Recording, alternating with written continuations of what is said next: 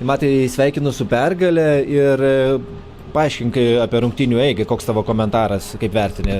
Taip, tai rungtynės tikrai buvo sunkios, labai stiprus priešininkas, jie vieni yra iš lyderių lygos, tai buvo sunku ir susikaupti žaisti, bet nežinau, gavosi viskas, išėjom su dideliu noru, po kurio laiko neturėjom ilgą laiką varžybų, tai išėjom ir kovojom. Tai ir matome, kad pasisekė, sukovojom ir laimėjom.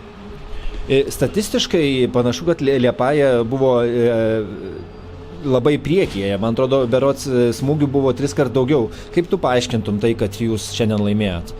Tai gerai realizavom savo momentus, kiek turėjom pagrindinės progas, įmušėm ir taip pat mūsų vartininkas gerai sustovėjo, padėjo, daug metimų ištraukė, tai visi kartu komandiškai sukovojom ir laimėjom. Ir šiandien, nepaisant, tu pats įmušė įvartį, bet dar norėčiau paklausti biškį apie Lauryno, tai debiutinis jo įvartis, tai nežinau, ko palinkėtum gal Laurynui jo ateityje?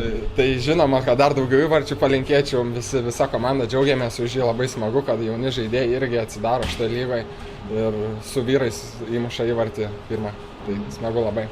O apie tavo pačio įvartį, tai buvo metimas iš toli ir aš kiek atsimenu, toj situacijoje net labiau, man atrodo, laukia gal komandos draugai perdavimo, bet atrodo, tu iš po kojų metėjai ir kaip tu vertini, kaip tau atrodė? Nu, nežinau, momente žaidžiau, pamačiau laisvą metimo liniją, mečiau į vartus ir komandos draugai gerai vartininką uždengė, gal nematė ir pataikiau ir įmušiau, tai irgi labai džiaugiuosi, smagu. Mano irgi pirmas įvartis šį sezoną, tai labai geras jausmas. Ačiū. Ačiū.